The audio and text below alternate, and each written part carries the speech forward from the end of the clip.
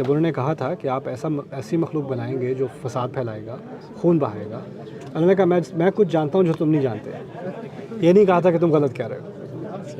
یعنی کوئی اور بات بھی ہے جو اس بات سے کہیں زیادہ اعظم ہے. لیکن پھر انہوں نے کیا کہا کہ یہ سب تمہیں جو امتحان دیے گئے ہیں نا، شاید ان کا ایک مقصد یہ ہے کہ تم ان سب سے نکل کے صحیح سکون ایک ہی جگہ پاؤ گے، وہ اللہ کے ذکر میں.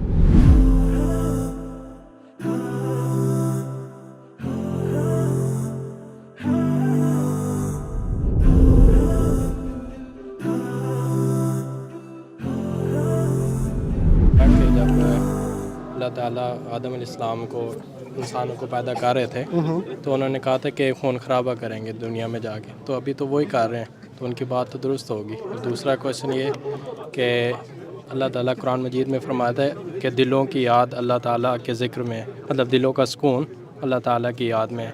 لیکن وہ یاد ٹیمپریری کیوں ہے؟ وہ صرف ابھی ہم تراویح پڑھی ہے، اس کے بعد باہر جائیں گے تو وہ سکون ختم ہو جائے گا. تو اس کے لیے جو سائنس کام کر رہی ہے اور ڈپریشن و انزائٹی پہ، وہ ایک میڈیسن ایجاد کرتی ہے. لائک ایک میڈیسن آپ لیتے ہیں رات میں تو وہ آپ کی فیلنگ کو ایسا کھیلتی ہے کہ آپ کا موڈ بہت اچھا ہو جاتا ہے. لیکن ہم جب نماز پڑھتے ہیں 5 وقت کی یا اللہ تعالیٰ کی یاد کرتے ہیں، اب ہم 24 گھنٹے تو اللہ تعالیٰ کو یاد یا تسبیح نہیں کر سکتے، جاب بھی کرنی ہے دوسرا بھی. تو میرا کویشچن یہ ہے کہ وہ دلوں کا سکون اللہ کی یاد میں کیسے ہے، اور وہ ٹیمپریری کیوں ہے، پرماننٹ کیوں نہیں ہے؟ وہ دوا بھی ٹیمپریری ہے پہلی بات تو، جی وہ بھی پرماننٹ نہیں ہے. اصل میں پہلی بات پہلے کر لیتے ہیں کہ آدم علیہ السلام کے بارے میں آپ نے کہا کہ وہ فرشتوں نے شکایت کی کہ یہ تو خون بہائے گا، فساد کرے گا، وہ تو کر ہی رہا ہے، تو ان کی بات تو صحیح نکلی. اللہ تعالیٰ نے پہلے انسان کا خاص اختیار کیا تمام مخلوقات میں سے، رائٹ.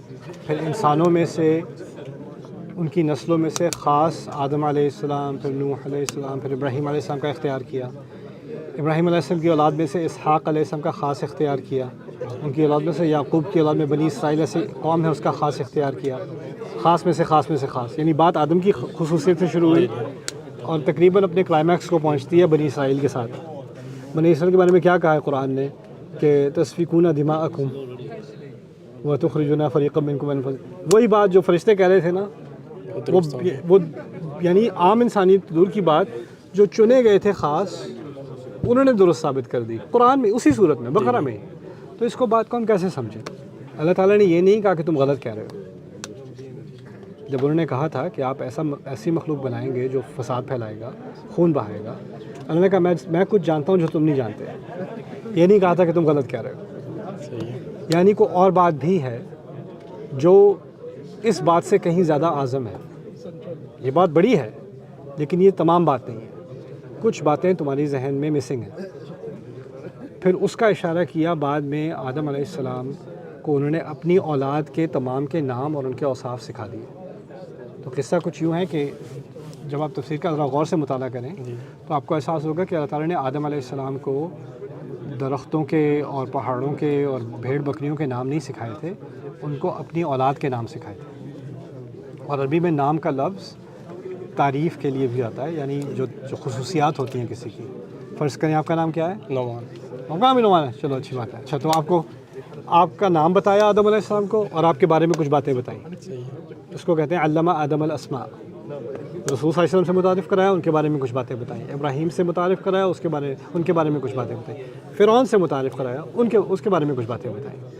اب ان کو تمام اپنی اولاد سے متعارف کرا کے، ان کے بارے میں ایک کے بارے میں کچھ باتیں بتا کے، اب فرشتوں کے سامنے انسانیت کو پیش کیا گیا. عرضہم علی الملائکہ، اور کہا ان کے بارے میں کہہ رہے تھے نا خون بہائیں گے، بتاؤ ذرا یہ کون لوگ ہیں. انبئونی باسماء ہؤلاء، وہ کہتے ہیں ہم تو نہیں جانتے. پھر آدم سے کہا کہ ذرا بتاؤ ان کو یہ کون لوگ ہیں. تو آدم علیہ السلام نے ایک ایک کر کے ہمارا تعارف شروع کیا. ٹھیک ہے.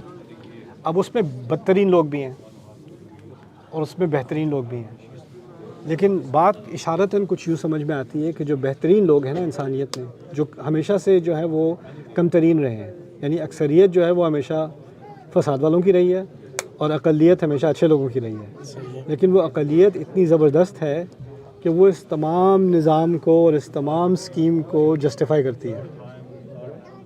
یعنی وہ چند اچھے لوگ جو ابھی بھی دنیا میں ہیں. کسی بھی کمیونٹی میں ایک اقلیت لوگوں کی ہوتی ہے, اچھے لوگوں کی ہوتی ہے, اور وہی لوگ جواز معلوم ہوتے ہیں کہ جب فرشتوں کو اس بات کا اندازہ ہوا کہ اس انسان کے اندر اتنے اچھے لوگ بھی ہیں, ایسی اچھائی بھی ہے, تو انہوں نے فوراً اعتراف کر لیا لا علم لنا الا ما علمتنا. اور پھر اللہ تعالیٰ نے کہہ دیا میں نے کہا نہیں تھا میں جانتا ہوں. یعنی ان کو سمجھ میں آ گئی یہ بات, یعنی اس بات کا انکار نہیں ہوا کہ فساد پھیلے گا. اور اسی طرح سے یہی بات سورۃ 3 میں بھی آ گئی کہ انسان کو سب سے خوبصورت تقویم میں یعنی خوبصورت شکل میں بنایا گیا, اور پھر ہم نے اس کو سب سے نچلی نچائی تک بھی پہنچا دیا. ثم رددناہ اسفل سافلین. تو دونوں ایکسٹریمز ہیں انسانیت کے اندر. فرشتوں نے صرف ایک اینگل دیکھا تھا, دوسرا نہیں دیکھا تھا. بات صرف یہ تھی. تو اس میں پھر ایک اور کوشچن بھی آ جاتا ہے, جس طرح حضرت آدم علیہ السلام کی بات ہو رہی ہے کہ ان کو جب منع کیا گیا کہ وہ ایک پھل آپ نے نہیں کھانا, اب انہوں نے غلطی کی, اس غلطی کی وجہ سے اللہ تعالیٰ نے ان کو زمین میں بھیج دیا. نہیں, یہ بھی غلطی ہے. ان کو بھیجنے سے پہلے سورۃ البقرہ میں یہاں تک کہ آدم علیہ السلام کی خلقت سے پہلے, ان کو بنانے سے پہلے اعلان کر دیا کہ فرشتوں کو اعلان کر دیا اذ قال ربک للملائکہ انی جاعل فی الارض خلیفہ, میں زمین کے لیے خلیفہ بنانے والا ہوں. یہ نہیں کہا میں جنت کے لیے بنا رہا ہوں, اگر غلطی کرے گا تو زمین میں پھینک دوں گا. صحیح. بنایا ہی زمین کے لیے کیا تھا. پھر سوال پیدا ہوتا ہے جنت میں گئے کیوں پہلے. جنت میں اس طرح سمجھ لیں جیسے جو میڈیکل اسٹوڈنٹ ہوتے ہیں نا, وہ پہلے لیب میں ہوتے ہیں, پھر وہ سرجری روم میں جاتے ہیں. جو فائر ڈپارٹمنٹ میں ہوتا ہے وہ کنٹرول فائر پہلے ٹیسٹ کرتے ہیں, ٹرائی کرتے ہیں, پھر وہ اصل بلڈنگ جس میں آگ لگی ہوتی ہے اس کو جا کے ہیلپ کرتے ہیں. صحیح. فوجی ہوتا ہے وہ ٹریننگ گراؤنڈ میں ہوتا ہے, شوٹنگ رینج میں ہوتا ہے, میدان جنگ میں جانے سے پہلے. رائٹ. آدم علیہ السلام کو ٹریننگ دی جا رہی تھی, اس لیے ان کو یہ نہیں کہا تھا اخلد انت وزوجک الجنہ, ہمیشہ کے لیے رہو جنت میں. کہا تھا کچھ دیر کے لیے یہاں ٹھہر جاؤ. اسکون کا لفظ ہوتا ہے, سکون کہتے ہیں رکنے کو, یہاں رک جاؤ. جیسے سکون یا ساکن عربی میں بھی جب ہم پڑھ رہے ہوتے ہیں نا, کسی حرکت پہ سکون آتا ہے یا جزم آتا ہے, اس پہ رکتے ہیں تھوڑی دیر کے لیے.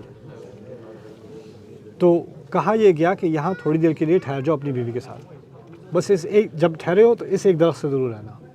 اور جب وسوسہ شیطان نے کیا سارا کچھ ہوا, رائٹ, اس سے بعد میں کیا سمجھ میں آ گئی بات آدم علیہ السلام کو کہ میرے سامنے دنیا کی یہاں تک کہ جنت کی ساری نعمتیں بھی ہوں, شیطان کا ایجنڈا یہ ہے کہ مجھے وہ ساری نعمتوں سے اندھا کر کے وہ جو ایک چیز حرام کی ہے نا اس پہ میرا ذہن ڈال دے گا, وہ جب تک وہ پورا نہ کر لے.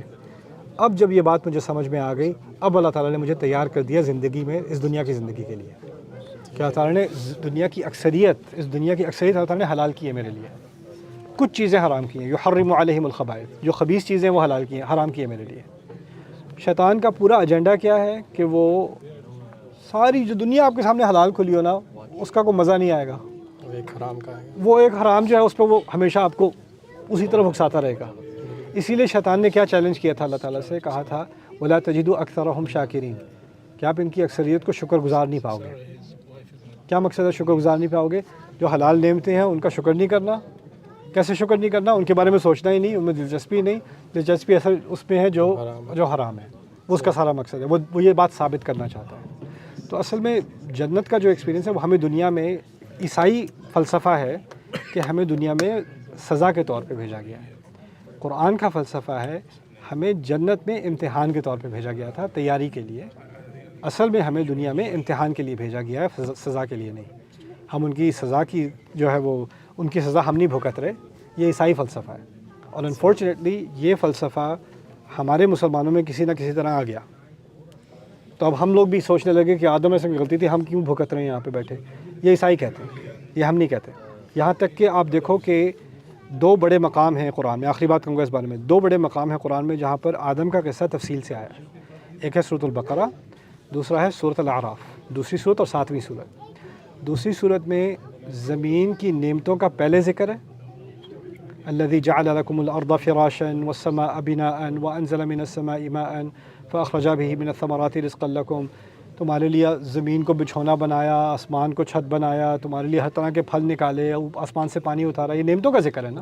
یہ کوئی جیل تھوڑی ڈسکرائب ہو رہی ہے کہ تمہیں یہاں پر یہ تکلیف دی, یہ تکلیف دی, بلکہ نعمتوں کا ذکر. پھر آدم کا قصہ شروع کیا. اسی طرح سورۃ الاعراف میں بھی وجعلنا لکم فیہا معایش قلیلا ما تشکرون, کہ تمہارے لیے زندگی کے لیے اور تمہاری معیشت کے لیے, تمہاری تمہاری نشو و نما کے لیے جن چیزوں کی تمہیں ضرورت تھی سب فراہم کر دی، کتنا تم کم شکر کرتے ہو. پھر آدم کا قصہ شروع کیا. یعنی قرآن نے بار بار تیار کیا ہے انسان کو کہ اس دنیا میں رہنے کی جو نعمتیں ہیں اس کا شکر کرے، اور پھر اس کو سمجھ میں آیا یہاں آیا ہی کیوں تھا، شکر کرنے کے لیے آیا تھا. رائٹ؟ صحیح. تو اس طرح سے قرآن بائبل کا جو فلسفہ ہے نا کہ آیا ہی انسان یہاں آدم کی غلطی کی وجہ سے تھا، اس کا بڑے کھلے الفاظ میں انکار کر رہا ہے. کھلے الفاظ میں یہ تصحیح کر رہا ہے بائبل کی. صحیح. اور دوسرا کویشچن اس کا جو اللہ تعالیٰ فرماتا ہے کہ اصل میں جو اس سے ابراہیم علیہ السلام کا تعلق ہے تھوڑا سا. ابراہیم علیہ السلام کی زندگی میں ایسے واقعات ہیں جسے دل ہل جاتا ہے انسان کا. بچے کو ذبح کر دو، آگ میں چھلانگ مار دو، باپ گھر سے نکال رہا ہے، ایک ایک کے بعد یعنی اس کو فیملی کو صحرا میں چھوڑ آؤ. یعنی اب ان کے امتحانوں کو دیکھیں نا تو ایک ایک سے دل لرز جاتا ہے. اور انہی کے الفاظ ہیں یوم لا ينفع مال ولا بنون الا من اتى الله بقلب سلیم. اس دن کے بارے میں، قیامت کے دن کے بارے میں کہہ رہے ہیں کہ اس دن نہ جب کسی مال کا یا اولاد کا فائدہ ہوگا ایک سوائے اس کے جو اللہ کے سامنے ایک دل سلیم، سلیم کہتے ہیں جو صحت مند ہو، اور سلیم اس کو بھی کہتے ہیں جو سکون سے ہو، جو اللہ کے سامنے ایک ایسا دل لے آئے جو پرسکون رہا. اللہ تعالیٰ ہمیں دکھا رہے ہیں کہ اس دنیا میں ہمیشہ کوئی نہ کوئی چیز ہوگی جو تمہیں پریشان کرے گی، جو تمہیں ڈرائے گی، جو تمہیں ڈپریس کرے گی. تمہارے اوپر ہمیشہ کوئی نہ کوئی خوف ہوگا، کوئی نہ کوئی حزن ہوگا، اس سے تم نکل نہیں سکتے. اسی کو دوسرے الفاظ میں بھی کہا ہے لقد خلقنا الانسان فی کبد، کہ انسان کو کمر توڑنے والے بوجھ کے اندر بنایا گیا. یعنی اس دنیا میں ہمارے اوپر بوجھ کے اوپر بوجھ ہے. پیسوں کی فکر ہے، صحت کی فکر ہے، ماں باپ کی فکر ہے، بچوں کی فکر ہے، بیوی کے مسئلے ہیں، شوہر کے مسئلے ہیں، بھائی بہن کے مسئلے ہیں، جائیداد کے مسئلے ہیں. ایک کے بعد دوسرا مسئلہ ہے. رائٹ؟ اور ہر ایک کا ہے، کسی کو چھٹی نہیں ملی اس سے. جس کو تمام چیزوں سے چھٹی مل گئی وہ بلینئر ہے، محل میں بیٹھا ہے، اس کو وہاں پہ اینٹی ڈپریشن میڈیسن لینی پڑ رہی ہے، رات کو پی کے سوتا ہے وہ. رائٹ؟ تو اس سے کسی کو اسکیپ نہیں ہے. لیکن پھر اللہ تعالیٰ نے کیا کہا کہ یہ سب تمہیں جو امتحان دیے گئے ہیں نا، شاید ان کا ایک مقصد یہ ہے کہ تم ان سب سے نکل کے صحیح سکون ایک ہی جگہ پاؤ گے، وہ اللہ کے ذکر میں. جیسے مسئلے کبھی حل نہیں ہوں گے اس دنیا میں، مسئلوں سے تمہیں کوئی نہ کوئی ریلیف ملے گی، کوئی نیا مسئلہ آ جائے گا. ان مع العسر یسرا. رائٹ؟ یہ بھی نہیں کہا ان بعد العسر یسرا، کہا ان مع العسر، یعنی مشکل کے ساتھ آسانی آتی ہے. یہ نہیں کہا مشکل کے بعد آسانی آتی ہے، مشکل کے ساتھ آسانی آتی ہے. یعنی پھر ایک اور مشکل، اس کے ساتھ ایک اور آسانی، پھر ایک نئی مشکل، اس کے ساتھ ایک اور آسانی. یہی دنیا کا سارا سفر ہے. ٹھیک ہے؟ تو اللہ تعالیٰ نے ہمیں مشکلوں میں اور آسانیوں میں ڈالا ہے کہ ہم دونوں حالتوں میں اللہ تعالیٰ کی طرف لوٹتے جائیں.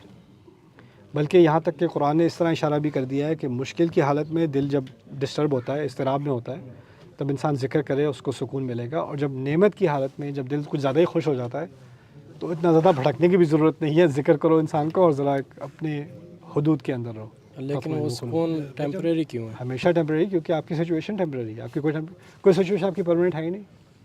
پرماننٹ سچویشن موت کے بعد ہوگی.